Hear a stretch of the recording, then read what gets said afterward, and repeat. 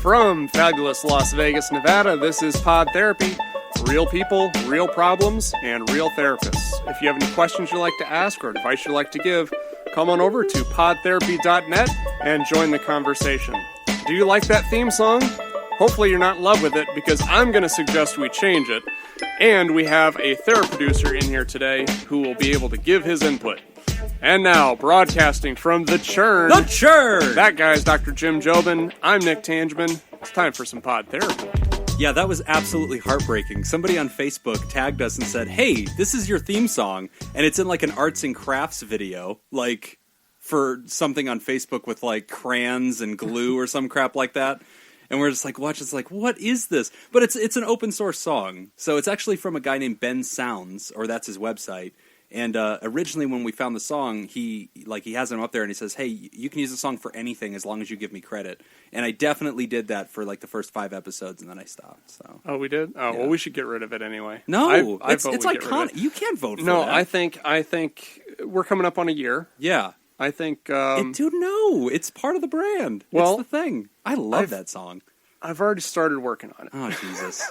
We're going to do original compositions now? Yes. Is that yes. it? We're going to do something original. You know what? I'll actually take your dare. Yeah. So whatever you produce, that's the theme song. Okay. And we can't get rid of it, ever. I don't think you would live with yourself. Fair enough.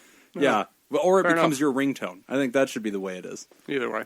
Since you suck so much at that. So on today's show, we have Smitty Scoop. Smitty Scoop! Also known as Theraproducer Smitty THERAPAL. Right. Yeah, yes. he goes by many names. They have many names. He's here for Scoop Fest in fabulous Las Vegas. Say hi, Smit. Hello, everybody. We're excited to have you. If you recognize his voice, that's because as a Theraproducer, he gets to actually provide content, whether in writing or recorded, for our little commercial breaks. And he recorded a hilarious bit where you talked about how you had your daughter listen to our episode on opioids. I did, because I feel like kids don't listen to their parents anyway. Oh, that's true. Yeah, that's 100% true. And you did a great discussion of how addictive opioids are and how bad it is. And you wanted to make sure they knew. And I figured at 11, she's at the perfect age. I can put that information in her head. Yeah, kind of get ahead of it. And then when I ask her to pop a pill, she'll go, no, I'll just smoke the joint. That's right. I'm happy, yeah. right? Like, good girl. That's a good girl. I remember what those therapy guys said. Yes, honey. Yeah. That's why I sponsor the show right there. Don't do drugs. I never really thought of our target audience as 11-year-old girls. 11-year-old girls. I've always known that. Now I'm kind of reconsidering a lot of the stuff. A lot of the content. I think so many of our episodes. I'm not going to be able to get that out of my head now. I think that the parents can decide which bits they will let their kids listen to. But Smitty, which part of the country are you from? I am from Northern Virginia, Annandale, right outside Washington, D.C. Is it cold there yet? No, it's actually been pretty warm. It's pretty, yeah. We had about 2 months of nonstop rain, though. So wow. I've heard of that. Rain? Is that how you pronounce it? Rain, okay, yes. yeah. I've only seen it in writing. I've never really, I've seen pictures. I've seen pictures of it. We get like 1 day of rain a year here in Las Vegas, and it's still like 80 degrees outside right now. And I think last week before, it was like in the 90s. Yeah. So anytime it gets but it's really funny. There's all these memes online. Have you seen these? Where it's like pictures of like White Walkers, like people frozen, like from The Shining and stuff. And it's like Las Vegans now that it's under 80 degrees. That's completely true. Yeah. Everybody I know is just like sweaters, jackets, like except for Jacob. He doesn't care. No. He's from Louisiana. You didn't notice. What is it? Never under, like, what is it? 80, 70, 80 there? Always? Oh, in Louisiana? Yeah. Oh, no. It's during the summer, it's hot and wet. Oh, it's always wet. And during the winter, it's really cold and wet. It's always wet. I almost tagged you the other day on horrible. Twitter. There was this great, like, random thing that showed up on Twitter, and it's, like, a 40-foot crocodile pulled out of the bayou, and I'm like, yeah, of course, that's where they live. Like, that's where they're made. That's not news. If you go on a bayou, you're gonna find a crocodile. That's or an alligator. The hell else do they have? Oh, is that what it is? It's alligators out there? Yeah. And then crocodiles are, like, what, in the Gulf or something? No, I think they're saltwater crocodiles. Okay. You go to Egypt, you can find that's Nile really crocodiles. Yeah. Nile crocodiles, that's fair. That's fair. Well, man, we're really excited to have you. So all the way in from Virginia, you're excited to be in Las Vegas for Scoop Fest. I am. Scoop Fest is a blast. Dude, this is my first one. So I'm pretty excited to get my Scoop Fest cherry popped. So all the way in from Virginia, here for Scoop Fest, and you've been to more than this one? I've been to both official Scoop Fests. Oh my gosh. Dang, that needs to have like a prize to it, or you should get like a special license plate in your state. Well, there are some folks that went on a Scoop cruise. I'm not in that elite company. Oh, Right, wow. That punched their ticket to the cruise? I think you told me about this. I did.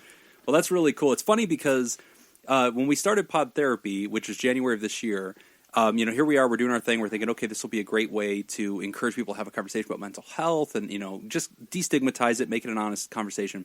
And then Nick is a huge fan of that show, Ice Cream Social. And so we write in with the Jock versus Nerd once, just on a whim, like, oh, this will be fun. We'll make it a mental health episode. You guys ran it. It was a lot of fun. And then we ended up on the show. And now, half of our listeners are Scoops. So it's really funny because you're Smitty Scoop. And then when you write in our show, you're like, I guess I'm Smitty THERAPAL on this one. It's so funny because half the questions are from people that go by Scoop. Right. And I have to ask, Smitty. So we're here. I guess we can announce this. We are now recording at the Churn. At the Churn. So we have some new landlords. Yep. And for you, as a big fan of Ice Cream Social, you're here at the Churn listening to us. Is this kind of like for you, like attending a minor league baseball game? in a big stadium? Yeah. Yeah, but the stadium's really nice. Yeah. There's one hot dog guy. He's just walking back. He doesn't even have to yell. He's like, hey, can I get you out? No, okay, I'll be back. I'll just be right over here.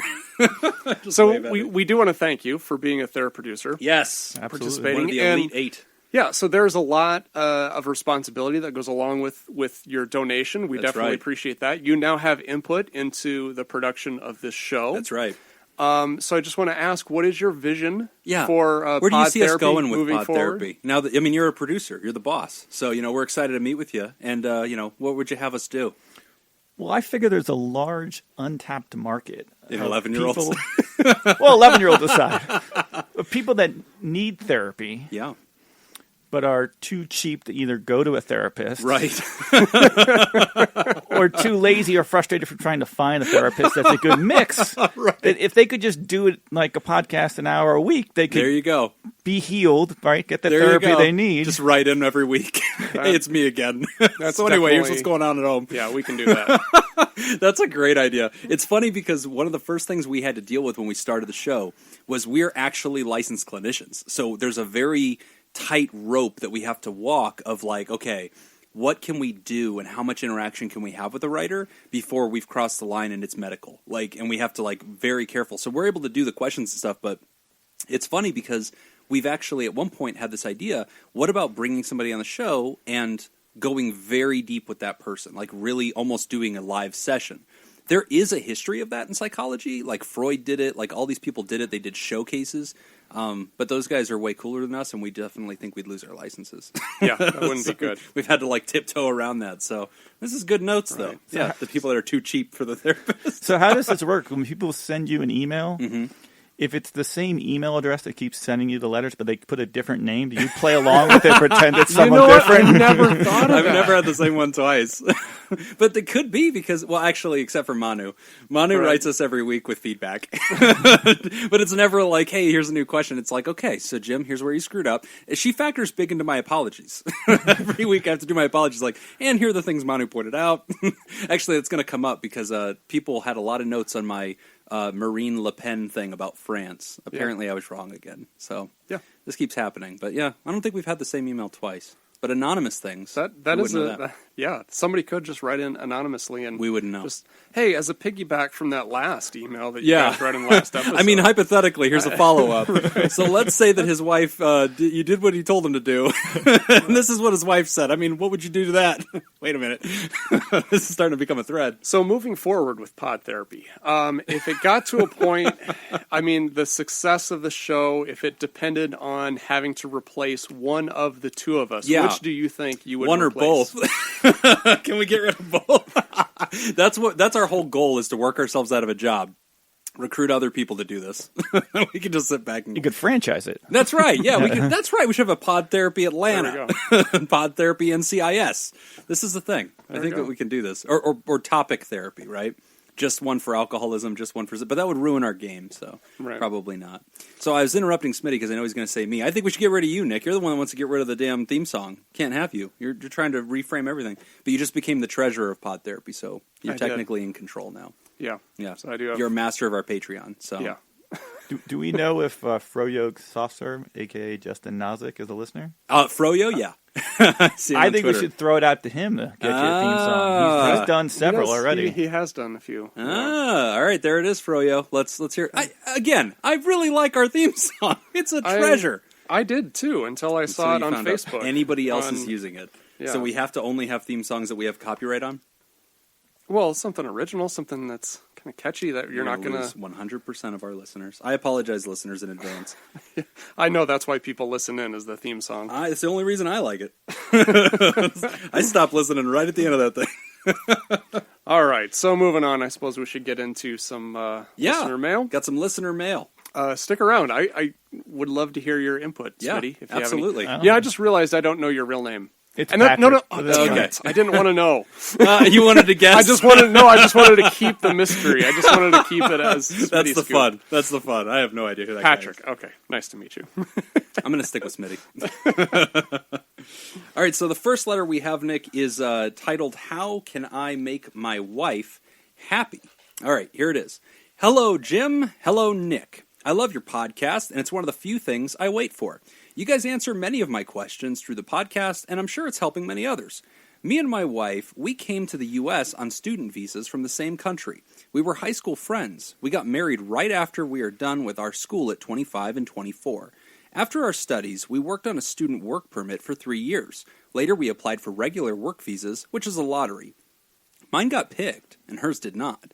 Ever since, she is at home for about 20 months now. She is getting very depressed and at times becomes very angry at me for simple things. She cannot go back to work until I get my green card, which might not happen for years. We were a happy couple for a long time. Right after school, she got an abortion because we were not married at that time, and we thought that was the right decision so we could focus on our careers. But she thinks about it now and feels bad. Now I feel that it was a bad decision too, and it makes me sad as well. It's been about 5 years now. Now she says she wants to have kids, but we wouldn't have sex more often, probably once in a couple of months, and she insists on using protection. I've tried many things to keep her occupied and entertained, but everything seems to fail. All I want is for her to be happy.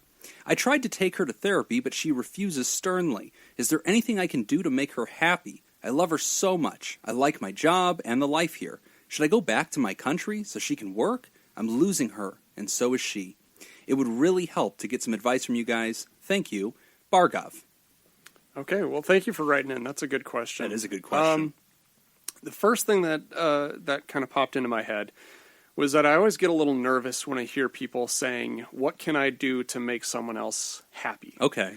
And I would encourage you to kind of change the way you think about that and think of that more as, how can I be available for her happiness? Okay. As opposed to saying, how can I make her happy? Because I think when you say, how can I make somebody else happy, that puts a lot on you, and it puts literally nothing on them. That's fair. I think the best thing that you can do is just be available. So, being supportive. So whatever changes she starts to make, working towards her happiness, you can be there, you can be responsive to it, you can encourage it. I kind of like using the example of like if you've ever lit a campfire. Okay. You've got the little spark. You have no control over that spark. You have to be available to kind of fan the flames. Okay. So it's her responsibility, in a sense, to try to find that first spark of happiness. You can create a setting that happiness can flourish exactly. in, but only they can sort of light that fire. But it is interesting, right? Because this is a unique dynamic. They are two people who came to the States, tried to start their career, applied for visas. He got in, she did not. And so it sounds like a really interesting long-distance relationship. And we're not talking long-distance like, hey, they live in the next town over. She lives in another country. I thought they were living together, but she just can't work. She said he said she's home for 20 months or something like that. Maybe she isn't allowed to work here, but maybe I misunderstood that. But he says, should I go home, so that she can work? So I kind of feel like there's some kind of dynamic where she's not, located with him for extended periods of time. So toward the end of the letter, he says, and I quote, tried to make her happy, love my job. Should I go back to my country so she can work? So I think that there's a dynamic there where her visa ran out and she couldn't get the extension because it's temporary. Yeah, see, I was reading it that they were here together, but she can't work. Yeah. because of the circumstances with citizenship. Which is So an she's- interesting dynamic, too. Maybe Right. that's what he's talking about, is maybe we Yeah, should so both if- go home if so that way she can work she instead can of being work. stuck. Okay. And I think, to that point, if that is the case, I can empathize with that. And I think maybe that's a good place to start, too, for our Right. listener, is empathizing with that situation of not being able to work. Because work provides a lot of things for us. I personally, I think that happiness, to a large degree, is dependent on our ability to overcome challenges. Yeah. So if you think of this like a video game. So I know Jim's a video game player. I You am. play video I games. dabble. If you're playing a video game that provides no challenge for you, Right. you don't get a whole lot of fulfillment.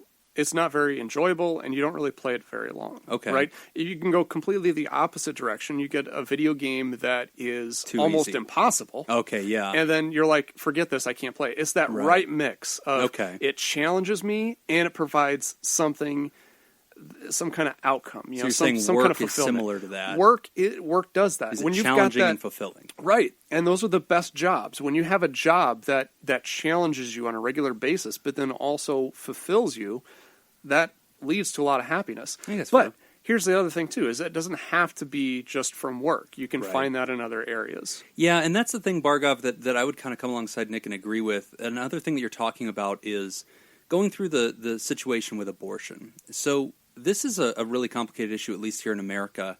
It's something that's constantly being debated, and a lot of people have different political views about it.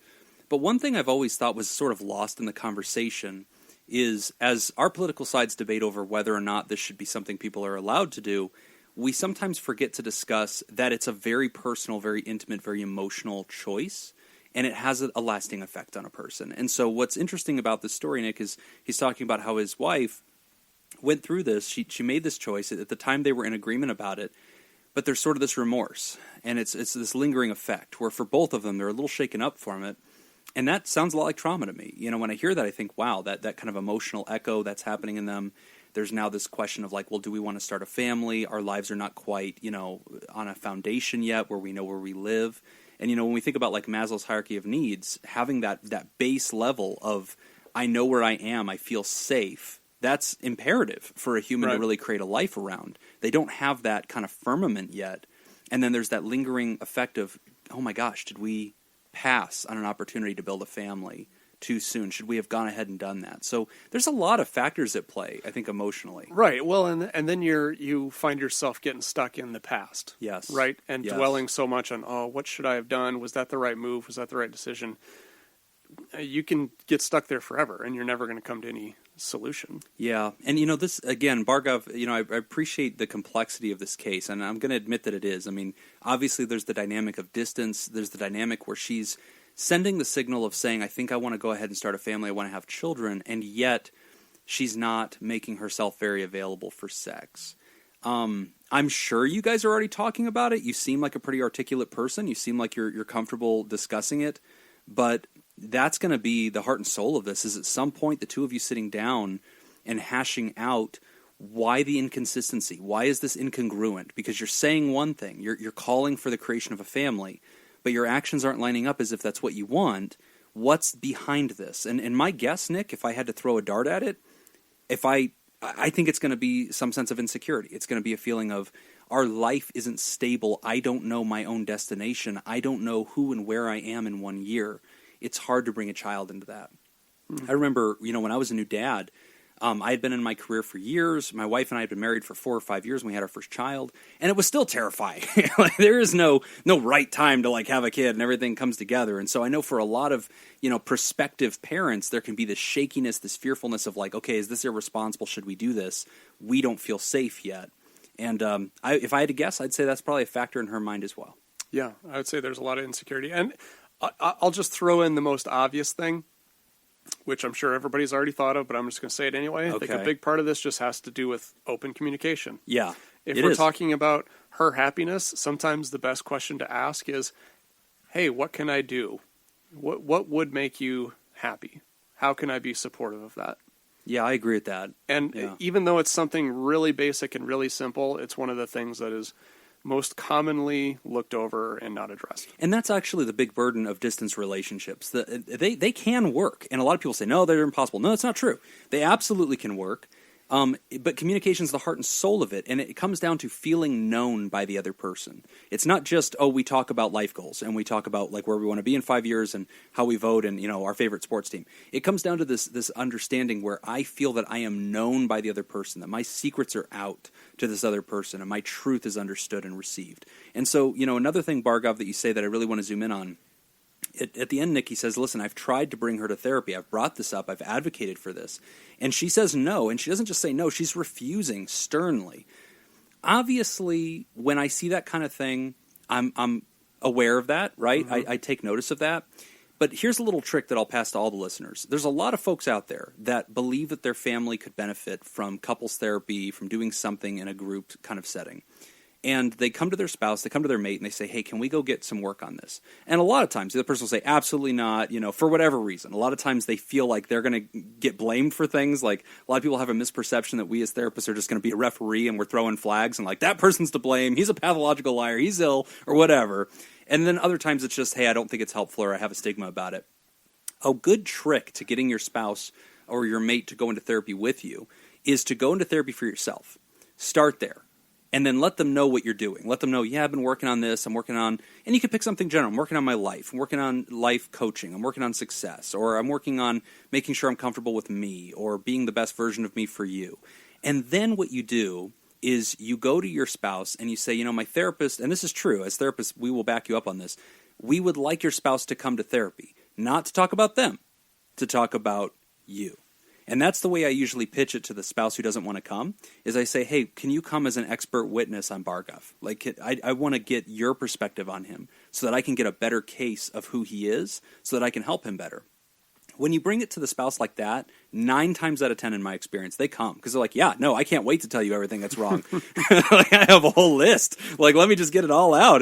But when they come, they have that experience. They engage in a deeper conversation. Usually we can start up some topics that really are meaningful to the marriage. And in my experience, I'd say whenever I have somebody that I can kind of coax into coming, I'd say 70, 80% of the time, if I invite them back regularly, they'll come. And usually they'll say, well, I'll come every other week. And, 1 week you go with Bhargav, the next week we'll come as a couple, and, I'll assist in your work. And that's it. I just tell them, you're just my assistant. Help me with this. Help me fix your husband. But over time, you can kind of grow together. So Bhargav, maybe consider that for yourself. Get involved for yourself, and then see if you can patch her in. And even if she is in another country, because that was a little unclear in the letter, you can always Skype. You can always, a lot of therapists will do that, online, by phone, patch you in. It's not a problem. Right. Very good. Can I throw in my uneducated thoughts? Jump in, Smith. I've been waiting for this. One thing that struck me, and Bhargav didn't really mention it, but I was wondering if he's dealing with kind of a guilt himself. Yeah. That his wife can't work. Right. And so then he feels bad coming home and saying, I got the had a great day at work, and I just killed it, or complaining, my boss is... That's a good point. Because either way... Yeah. That's a really good point, because he said it's a lottery. And he said, well, I won. Right. She didn't. It's almost kind of like a survivor's guilt type thing. Yeah. Where you kind of have, you maybe he doesn't feel as open talking about his day or how things are going because it's like, well, I don't want to portray that I'm like showing off or that I'm so much more successful or whatever. There's a resentment. Or be ungrateful because he's complaining about a bad day at work and she can't work at all. Wow. That is how it works in my house, except exactly in reverse. So here's how it works in my house. My wife's a teacher. She has summer off. I'm excited for her every day that she doesn't have to go into work. I'm like, what are you doing today? She's like, watching Netflix and hanging out with the kids. And I'm like, cool. I'm going to go work now. Have a great day. And then I work, and get home late. And I'm like, hey, how was it? She's like, it was awesome. But if I so much as have a day off or even a half day, dude, I am paying for that for like a month. She's so pissed. Like, she'll be like, so how was your day? I'm like, it was good. Like, what'd you do? I played video games. I'll bet you did, you lazy piece of shit. Like, it's so bad. So I think it's that in reverse for Bhargav. Like, he's actually working, enjoying himself, creating a culture, being a part of this. He has an adventure, right? He has a story to tell. And she's still waiting, still waiting to launch. That's actually a really good insight. And that survivor's guilt, I think, is the right way to describe that. I wonder if that's part of it. But she won't open up about it. Right. And it would she seem it won't would talk- cut down communications. If he's not comfortable Right. discussing his Yeah. work life, Yeah. then there's a lot less they talk about. Yeah, that's a good Yeah. point, because then he feels ashamed, or he feels like, well, this is a trigger, I can't bring it up. But whatever it is, man, it clearly, the communication seems to be the big missing ingredient, which is unfortunate because therapy is the way that we can rebridge that. One trick might be to go for yourself and then to try to patch her in sort of as an expert witness. But there's incongruence here, Bargov. I mean, that's the deal. She's saying she wants one thing. Her behavior lines up as if she wants another. You are a good person. I can sense that he loves and is selfless, and he wants to be kind to her. But Nick's advice is still prescient here. I don't want you over-focused on her to the point where we're not still attending to your needs. Yeah, I agree. Thank you for writing in. Okay, we're going to take a short break. When we come back, we will discuss anxiety and the imposter syndrome. You're listening to Pod Therapy. This week's Theraproducer sponsor is Smitty Scoop. Hey, Theраpods. He's here in studio with us at the Churn, and if you'd like to join the party and help make the show possible, tap into the special content for patrons only, you can go to www.patreon.com/therapy and sign up. Again, that's patreon.com/therapy. We're back. You're listening to Pod Therapy, and our next question is about work anxiety and imposter syndrome. Hey guys, new listener and THERAPAL here. I just want to say how much I've enjoyed the show. I'm pretty sure this isn't a topic you've covered yet, so I wanted to put it out there. I'm constantly struggling with the imposter syndrome and confidence at work. A little background. I was a kid with massive anxiety issues and some OCD tendencies. I was on anti-anxiety medications in high school because I would get myself so worked up about certain classes that I would make myself physically sick. However, I was always a great student, on the honor roll, high GPA, and in multiple honors classes.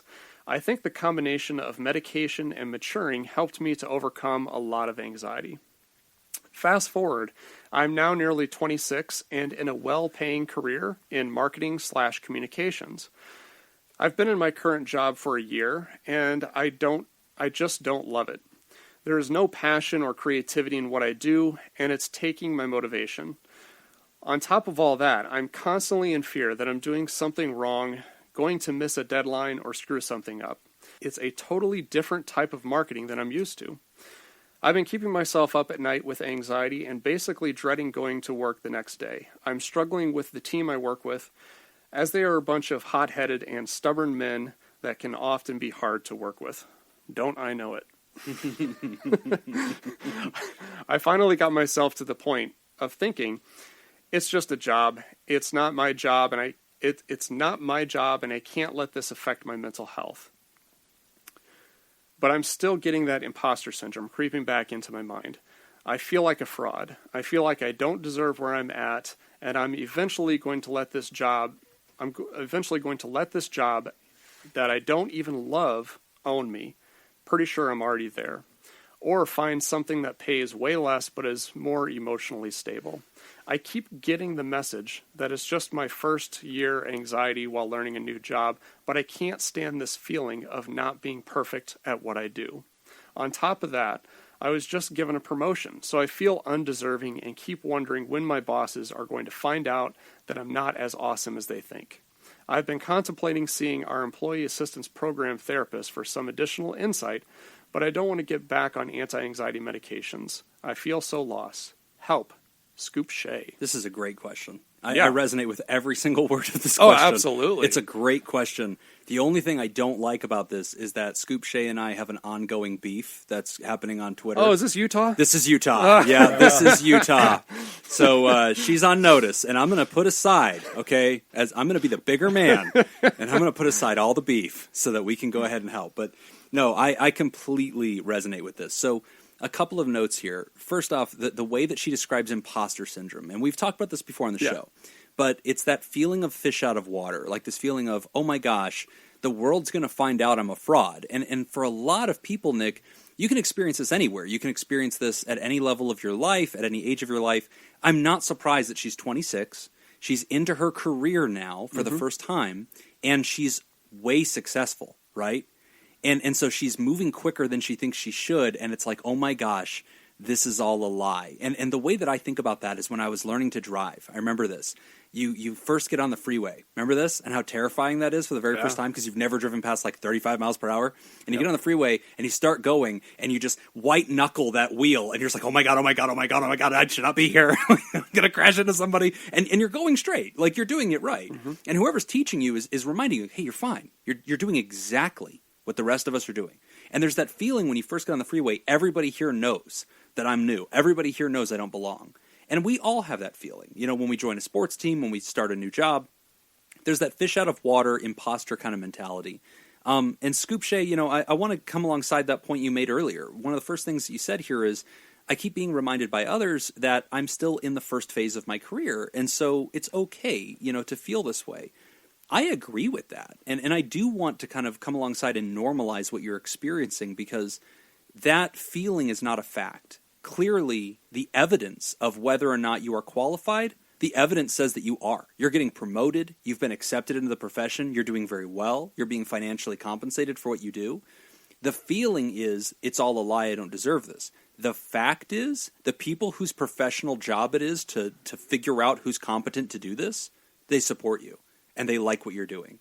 And so I just want to broaden that perspective first to just separate feelings from facts, because that's one of the most important things that we can do with imposter syndrome. Which sounds weird coming from a therapist, but I agree. Right. Sometimes we put way too much emphasis on feelings. Yes. And we're not looking at what the evidence is. Right. Right.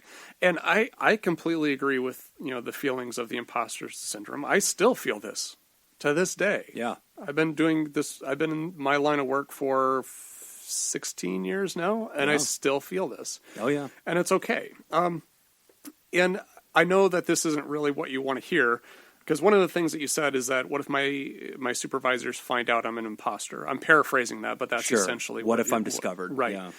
Well, I want to kind of shatter that for a second and just say, they already know. Right. They know exactly what you can do.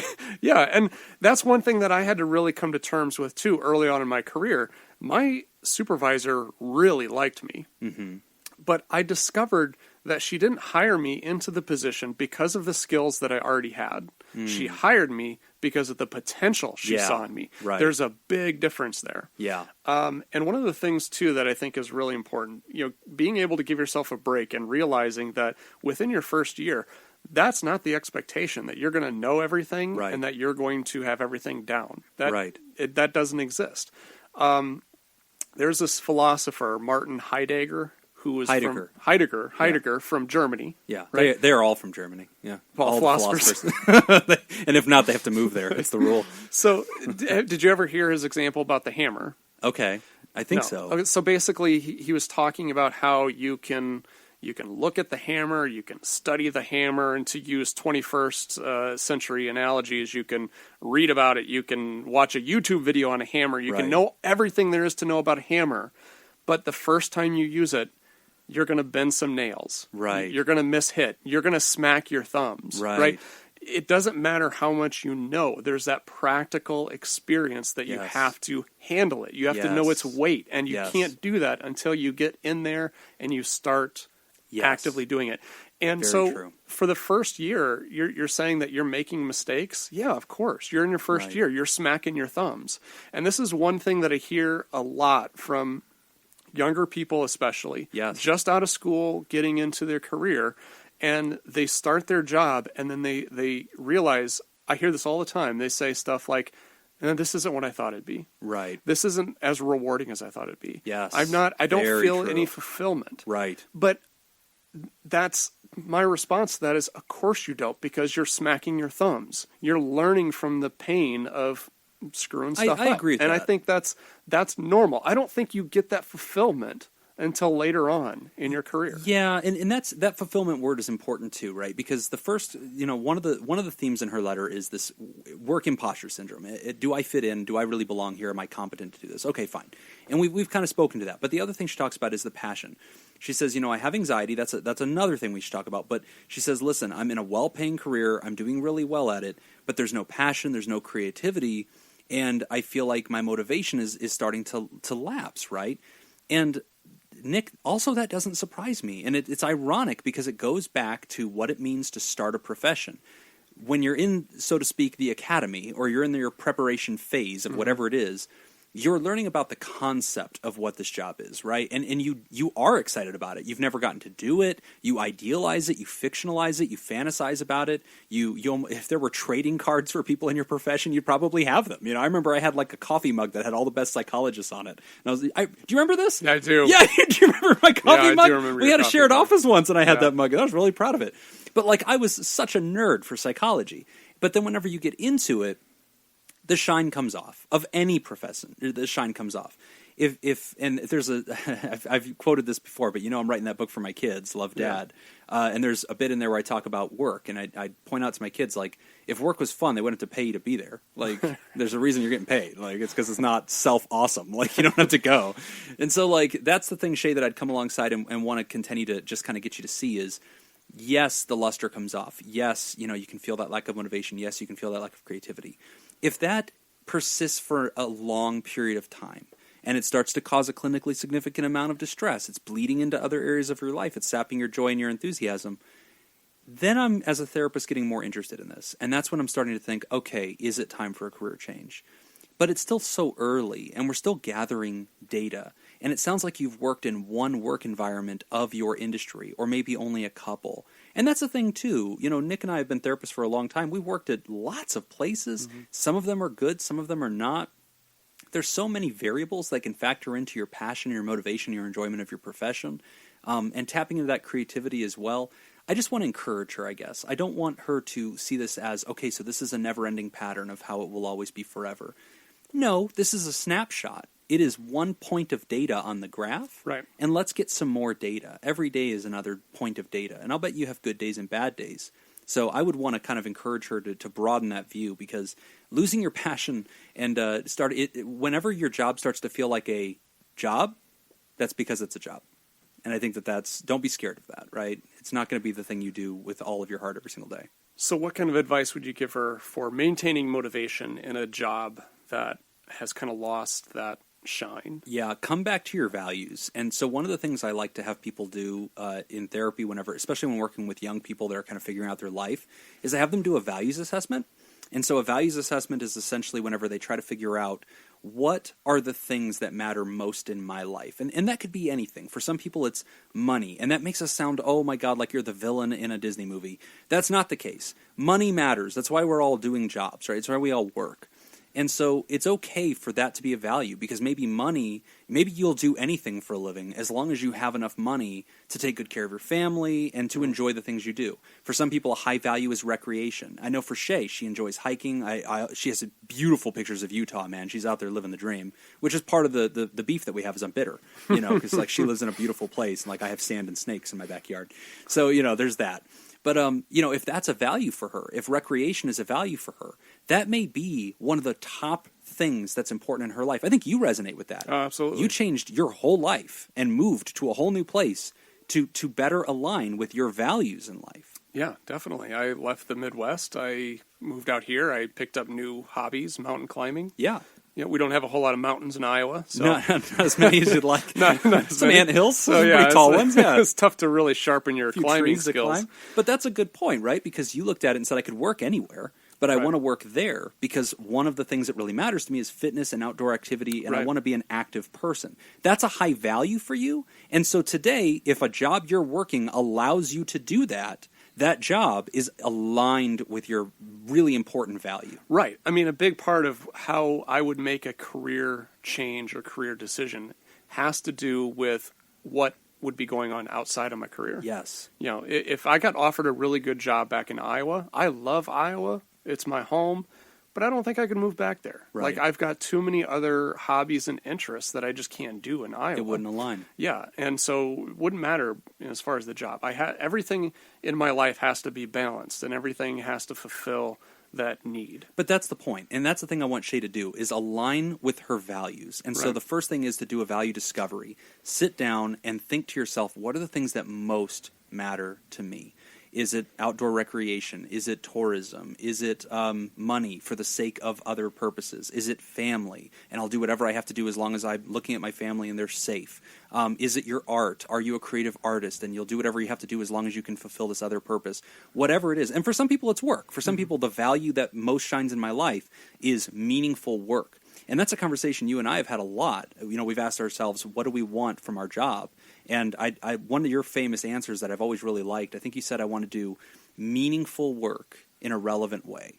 And I think that was something that always stuck with me, because you were like, I'll do any kind of therapy with any kind of population as long as I feel like it's meaningful and I'm making a difference in these people's lives. I can walk away at the end of the day and feel fulfilled, even if it was hard. Right. And so that's the thing that I'd want Shay to kind of get in touch with. What are your values?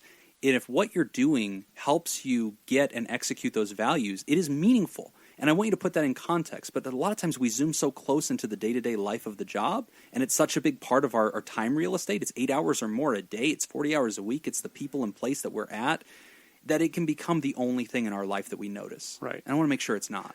The last thing that I want to point out, too, for Shay is allow yourself the dignity of making mistakes. Yes. Because this is one thing that I think is a big difference between children and adults, is children can have a lot more fun and a lot more enjoyment doing stuff they've never done before. Right. Because they don't have the concept of, I did it wrong, I made a mistake, I'm not doing this right. Right. They try it didn't work, they try something else, and they just move on. Whereas adults, I think we get stuck in this way of thinking where I have to be perfect. Right. I can't make a mistake. I'm hired to do this job, I got to do it well. Oh, yeah. And we got to get out of that mindset.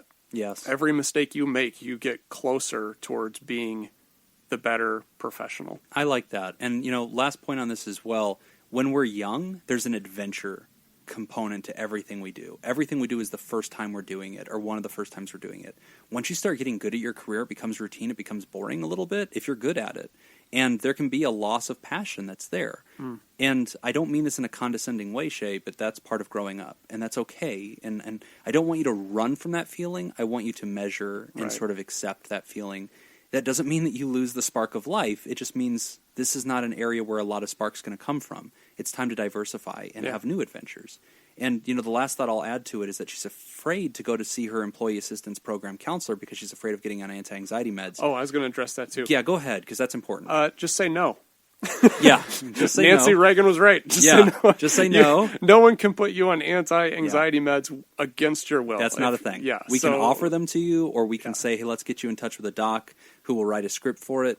And you can even fill that script and then put them in your medicine cabinet, because nobody will know whether you're taking them. And if they're not working for you or they're not something you need, decline. Yeah. That's okay. Yep. Could I share a thought? Yeah, jump in, Smitty. Can. One of the best career advice I got was that when you're in your job, look around and see if there's anyone that has a job that you do want, that you're happy with, and then realize that these are the dues I have to pay and what is the path to get to the job that I want. Set that goal. And if there's no one that has a job that you want, that's when you look to go somewhere else. Go somewhere where there's somebody you admire. But normally when you get hired at Well 26, you're not in your dream job. That's But right. you should see the path to get you where you want to go. I love that. That's a good point, That's too. a And really good point. that actually reminds me, so one of the books that I was reading, I actually tweeted a picture of it. It's the one about the Navy SEAL or whatever? Yeah. Okay. So he's Eric Greitens, I know I'm mispronouncing the name, but That sounds right. Yeah. Yeah, he was a Navy SEAL. He got his PhD at Oxford. That's for right, this guy. philosophy. Yeah. So one of the things that he talks about in that book is the importance of having a model, having somebody that you can look towards, and kind of like a mentor.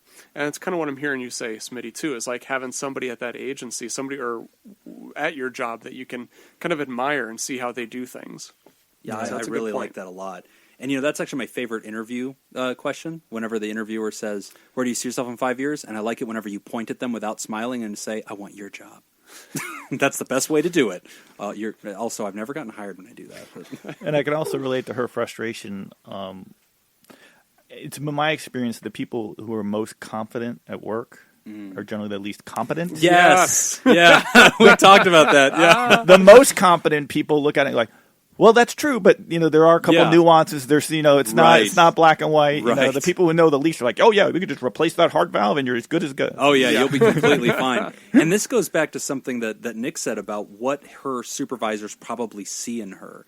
And I love that. I've been a supervisor. I've had teams of people that work under me, and I do not trust the ones who seem like they have it all together and have no fear whatsoever. I trust the ones who show me some form of trepidation because it means they take this seriously. They don't want to screw it up. They want to get it right. That's the team member I like. I've heard the best job interview question you should ask if you're looking to hire someone is, what did I have for lunch yesterday? Because you want the person who says, I don't know. Not the person who goes, well, you look like you're probably a tuna salad guy. So making assumptions. And then they feel compelled to make up a reason and give you an answer to a question that they've no reason for them to know. That's a great test to find out if they're a BS artist. Or they just go, hey, I don't know. And what did you have for lunch? You know what? Right answer. Also, the correct answer was sushi, because we're going to have sushi. Actually, that's tomorrow, huh? All right. Thanks a lot, Shay. We appreciate that. Okay, we're going to take a short break. When we come back, we hear from Theraproducer Smitty Scoop. You're listening to Pod Therapy.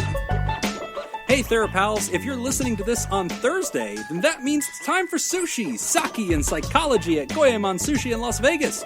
We'll see you there at 12:30 p.m., and we're super excited to get to know you. Also, if you'll be watching our live performance at ScoopFest 2018, we are performing Sunday, October 14th at 2:30 p.m. It would be a big help if you could bring a question, story about mental health, or situation we could comment on for the live show. So get your wheels turning, grab a mic at the live show, and let's hear from you. Thanks, everybody, and we'll see you there. We're back. You're listening to Pod Therapy, and now the moment you've all been waiting for. It's Smitty Scoop time. The Smitty. It's Smitty Scoop time. I feel like it's a beer commercial. I just want to hear. Is it Smitty time? Hell yeah, it's Smitty time. So we've got Smitty Scoop, one of our Theraproducers here in studio. You heard him at the beginning of the show, and he's chimed in on some of the questions. And Smitty has actually brought some notes and a situation or question that we can kind of comment on. So take it away, Smith. Well, I apologize in advance if it's getting a little serious. Oh, okay. Getting real up in here. And I'll put all the politics aside, but one of the recent events I've seen is, particularly on social media, on Twitter, I see lots of posts by friends, people I know, people I don't know that well, about their MeToo moments, why I didn't report. And I struggle with those situations. I feel like it's awkward. It's like if you told me, oh, my kid died last week. I don't know how to react. I don't do you want to talk about it? Do I not want to talk about it? Right. And so, a question I have is how do you know if someone wants to talk to it? What is the response? If you see someone, a week after they posted something about how they were sexually assaulted or raped, and do I just ignore it? Do I mention it? It's. This is a good question. I'm sorry for your loss seems kind of too pithy. I don't know what is the response. How do you acknowledge it? Yeah, because they dropped a truth bomb. They didn't throw up there, hey, everybody, I had a great steak dinner at, this place, and you can follow up and go, how was that? I saw your picture. That looked like really delicious. They came out there and said, something devastating happened to me, and I feel the need to tell everybody about this because it's part of a national conversation about revealing the most intimate and scary truths that happen to us. And you're looking at them and going, I care for this person. You're my friend. I want to acknowledge it. I want to let you know, hey, I saw that. I received it. I guess I'm here for you. But that tension of what do you do with that? Well, and just in general, I think I'm kind of socially awkward, so I don't know what's the right situation. Trick? Oh, that's so terrible. Want a sake bomb? It doesn't seem like that's the way. Can I buy you a beer? Just platonic. I don't think that has anything to do with social awkwardness. I think it's just a hard one. I think that's just a tough one. And I think how you deal with it probably depends a lot on the setting too, because as you're talking about this, I'm imagining when I was new into doing counseling and therapy. My background is mostly in addictions treatment, but addictions treatment goes hand in hand with trauma. Trauma, yeah. So I have heard some terrible, terrible things that have happened, and people have opened up in a session with me about some terrible things that they've never told anybody about. And that was probably one of the biggest obstacles that I had in becoming a therapist is what do you do with that? When somebody says something, what do you do? And I think I've learned more of what not to do than I have of what to do. Yes. So there's a couple things that number one, I make a really strong effort to not make it about myself. Yeah. To not try to relate. Yeah, right. Not try to push people to talking about it if they don't want to. Right. I always start with, I'm so sorry that happened to you. Right. And then I've also learned that silence can be golden. Yes. I usually start off with, I'm so sorry that happened to you. Mm-hmm. And then I allow the silence to kind of take over. Yeah. Because then that puts it back on them. And they Yes. can decide, do I want to talk about this more? Or did I say all I need to say and can I move on? Yeah. Because sometimes by me asking questions, then now I'm driving it. It's you get in the driver's seat. So, what Nick's describing is actually something we have to train on. And there's two techniques that we do, which he's describing what it is, but I'll actually give you the names of them. So the first one is offering silence. And that's something that as normal humans in normal interaction, we don't do very well. A lot of us don't even do silence very well. It's uncomfortable. We just feel unnerved or we feel like a jitter. When somebody's telling you something that's difficult or deeply true, it's meaningful to be with them, to be present physically in the room and just sort of like sense their presence in the room and offer your presence. But refraining from commentary, refraining from bumping the conversation forward, refraining from trying to make them feel better, which is a huge mistake a lot of people do.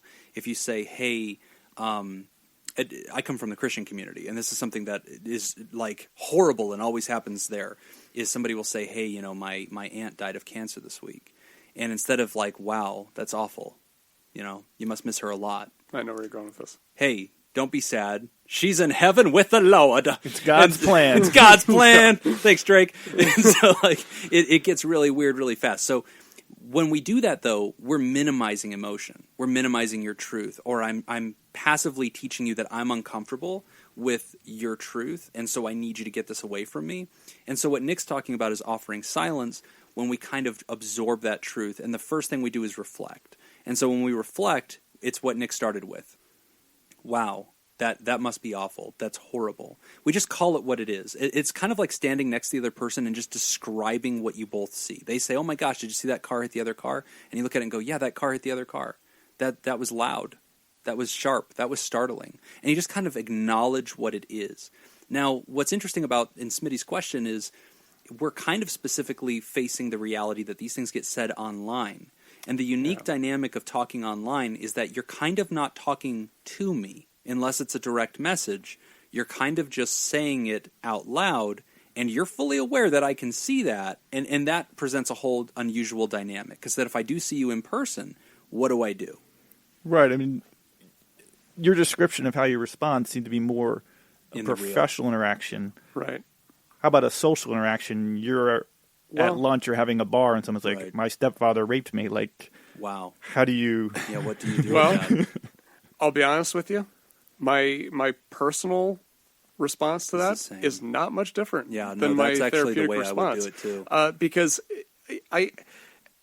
the most that I would ever talk about or turn it on to me, because again, I don't want to talk about me in that situation, but the most that I would ever turn it on to me would be to explain, man, you're a good friend of mine. To hear that this happened to you, Hurts. that hurts. Yeah. How are you doing with that? Right. That's You know? authentic. And so, ironically, you're right. What we're describing came from the academy, but that is still the way we would interact with somebody because it meets the need of the moment. There's no fixing them, right, in that strategy. It's just a way to authentically approach them, being mindful of all the ways I could do this wrong, and sort of taking the path that gives them the most freedom to continue the conversation. By minimizing my role, receiving their truth, and just sort of reflecting it back to them, hey, that's awful. Hey, I saw you posted this. Man, that was, or, let's say that. Like, hey, I just want to bring up, I saw the other day on Twitter that you posted this. That looked really terrible. And I know there's been a lot of people that resonate with what you're going through. I just wanted to let you know. I saw that and I thought that's really hard. And I'm here for you as your friend. So I just want you to know I'm thinking about you. And you can leave it right there. and then they may chime in with more. Right. And I think it's been my experience that most of the time when people are bringing stuff like that up, what they're really looking for is they're looking for some kind of validation for how they feel and how they're reacting to it. In a sense, I'm trying to think of an example, but this thing happened to me. This is what I'm doing. My concern is, am I handling this appropriately? Right. Am I in the right spot mentally? Is this okay? Right. And sometimes to be able to hear somebody else say, wow, yeah, if I were in your position, I'd be having a tough time with that too. Right. It kind of gives that validation of, you have every right to feel the way that you do about this situation. And then the next thing, I think sometimes one of the best things that you can do is just be able to say, hey, what can I do for you? Right. How can I help? I'm here. I'm here if you need anything. What do you need me to do? Yeah, I would. Yeah, that's. I see the theory of that. I would be a little less direct in my delivery of it, right? Well, yeah. Hi, what can I do for you today? Can I carry that water? I guess it's not going to make up for the bad thing that happened. I know, but I'm just going to clean your car. No, but I like that sense of presence, right? That sense of acknowledgement without trying to fix them, without trying to dismiss them, without trying to minimize it. These are all the principles I'd want a person to approach that with. And then I think that last part is a really good component of the conversation of, hey, I'm here if you want to talk about it. I'm really sorry to see that this happened. And I think that's the best we can do. Acknowledging it, I think, is the right thing. Or if you don't feel like there's a sense to bring it up, I think you can ignore it. But one of the challenges I've seen on social media is I've had people post something like that, and I want to click like to acknowledge that I saw it. Right. What's the appropriate emoji? There needs to be an unlike. There needs to be like a button that's like acknowledge. Well, there's like I the see sad this. face now. Like an empathy or something. Like No, but I use Twitter. And so like it's like heart or like, and I'm like, but I don't like this. I don't want to retweet this. I don't want to retweet this, but I agree. And that's like, I don't know what to do. when we're talking about the social media thing, that throws a whole different wrench into the system. And I don't know as if there is. I don't know if there is like a right way to deal with that. Right. I typically don't respond at all. Yeah. And if I respond at all, it's usually in a direct message. Right. Hey, where I I saw say, this. hey, this. I'm sorry to hear. I'm sorry that this happened to you. And in which case, I'm usually just writing down what I would have said in person. Yeah. Thank you for asking that question. And, you don't have to fly all the way to Las Vegas to ask it. You can just email us. But, next time I'll do that. God, it was a long flight, guys. I'm not sure the answer was that satisfying. But thanks for coming out, Smitty. We're so excited to have you on the show. Thank you for helping produce the show. And thank you for your commitment to mental health. It was great. Thanks, guys. And happy Scoop Fest. Absolutely. If you would like to meet Smitty, join us for Sushi, Sake, and Psychology. Right? You're coming, right? Oh, absolutely. Tomorrow. Are you a spicy sushi guy or what? I am. Are I you like really? everything except I can't stand cucumbers. Oh, it yeah? drives me nuts really? when they Okay. like stick cucumbers in the spicy tuna or whatever. It's Oh, just wow. like, I'm a real pansy. I can't do anything spicy. Nick likes baked rolls, but, I'm trying to teach him. I taught Nick how to sushi, so I'm kind of his guru. And so I'm constantly having to correct him, like, hey, you order those at the beginning of sushi. Like, those are not for end. I do like the Japanese lasagna one. Yeah, that's the one. favorite. That's with Nick's the favorite cheese. one. Yep. Yeah, but one time we were at the end of sushi and Nick decided this is a great time to get the one that was called, like, built of Spam. It was like the Hawaiian roll, and it was built of Spam and just every nasty thing. I was like, why are you doing this? And I had to back him up, and it was very bad. It's the hot dog of sushi rolls. Yeah, it was a bad decision. That's all the time that we've got for this week's session. Thank you to our new landlords, Ice Cream Social Podcast, and thank you to those who contributed to our show today, especially Smitty Scoop, who showed up in person. We really appreciate it. Remember, pod therapy isn't something you should keep all to yourself. Help us reach others by sharing this episode. You can find us at facebook.com/podtherapy, Twitter at PodTherapyGuys, and now on patreon.com/therapy. If you want to add your own advice to today's questions, post your thoughts at podtherapy.net and join the conversation. I'm Nick Tangeman. I'm Smitty Scoop. Yeah! And that's Jim Jobin. Thank you, and we'll see you for your appointment next week.